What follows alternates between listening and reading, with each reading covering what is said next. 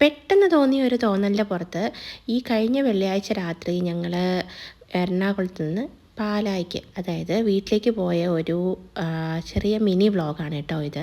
എന്തുകൊണ്ടാണ് പെട്ടെന്ന് അങ്ങനെ തീരുമാനിച്ച് പോകാനുണ്ടായ കാരണം എന്നുള്ളത് ഞാൻ ഈ വ്ളോഗിൻ്റെ ലാസ്റ്റ് പറയാം. അപ്പോൾ ഇതാ ഞങ്ങൾ വീട്ടിൽ നിന്ന് ഇറങ്ങിയിട്ടുണ്ട് കേട്ടോ. അപ്പം നല്ല മഴയുള്ളൊരു ദിവസമായിരുന്നു, ഫ്രൈഡേ. എല്ലാവർക്കും അറിയാം, എല്ലായിടത്തും നല്ല മഴയായിരുന്നു കേട്ടോ.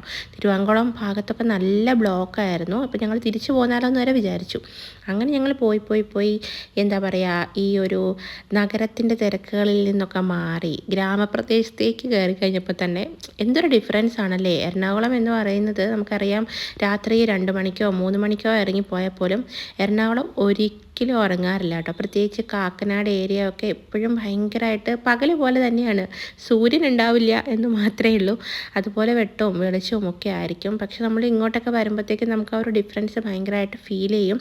ഇവിടെയൊക്കെ എല്ലാവരും ഉറങ്ങിയിട്ടുണ്ട് കേട്ടോ. നമ്മുടെ അവിടെയൊക്കെ എനിക്ക് തോന്നുന്നു 1 മണി എന്നൊക്കെ പറഞ്ഞാൽ എല്ലാവരും ഉറങ്ങണോ വേണ്ടയോ എന്നൊക്കെ ആലോചിച്ച് തീരുമാനിച്ച് ഉറക്കത്തിലേക്കൊക്കെ പോകാൻ തയ്യാറെടുക്കുന്ന ഒരു സമയമായിരിക്കും ഇത്. അപ്പോൾ ഒരു 12:30 ഒക്കെ ആയപ്പോഴത്തേക്കും നമ്മൾ വീട്ടിലെത്തിയിട്ടുണ്ട്.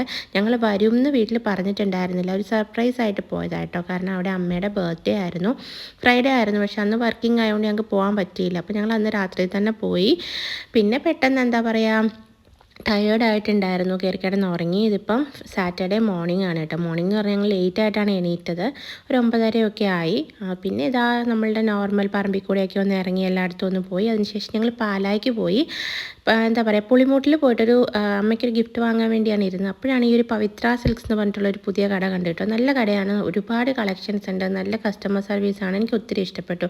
ഒത്തിരി ടൈം എടുക്കുമെന്ന് കരുതിയാണ് ഞങ്ങൾ ശരിക്കും പറഞ്ഞാൽ ഷോപ്പിങ്ങിന് പോയത്. പക്ഷേ എന്താ പറയുക, ഒരു അരമണിക്കൂർ കൊണ്ട് തന്നെ ഞങ്ങൾക്ക് എല്ലാം വാങ്ങാൻ പറ്റി. എന്താ പറയുക, അമ്മയ്ക്ക് സാരി വാങ്ങണമായിരുന്നു, ഞങ്ങളുടെ ഫാമിലി ഒരു കുഞ്ഞു വാവ ഉണ്ടായിട്ടുണ്ട്, അപ്പോൾ വാവയ്ക്ക് കുറച്ച് ഗിഫ്റ്റൊക്കെ വാങ്ങണമായിരുന്നു. പിന്നെ ഞങ്ങളുടെ അനിയനൊരു എന്താ പറയുക ബർത്ത്ഡേ ഗിഫ്റ്റ് വാങ്ങണമായിരുന്നു. അങ്ങനെ അതെല്ലാം അവിടെ നിന്ന് കിട്ടിയിട്ട് അപ്പോൾ അടിപൊളിയാണ്. അതൊക്കെ കഴിഞ്ഞ് പിന്നെ ഞങ്ങൾ എന്താ പറയുക തൊടുപുഴയ്ക്ക് പോയിട്ടുണ്ടായിരുന്നു. അതൊക്കെ കഴിഞ്ഞതായി ഇപ്പോൾ നമ്മൾ തിരിച്ച്, അതായത് സാറ്റർഡേ ഒരു ഈവനിങ് ഒക്കെ ആയപ്പോഴത്തേക്കും നമ്മൾ തിരിച്ച് എറണാകുളം എത്തിയിട്ടുണ്ട് കേട്ടോ.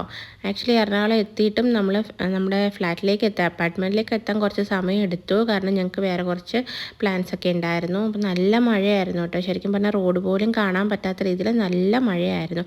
അപ്പോൾ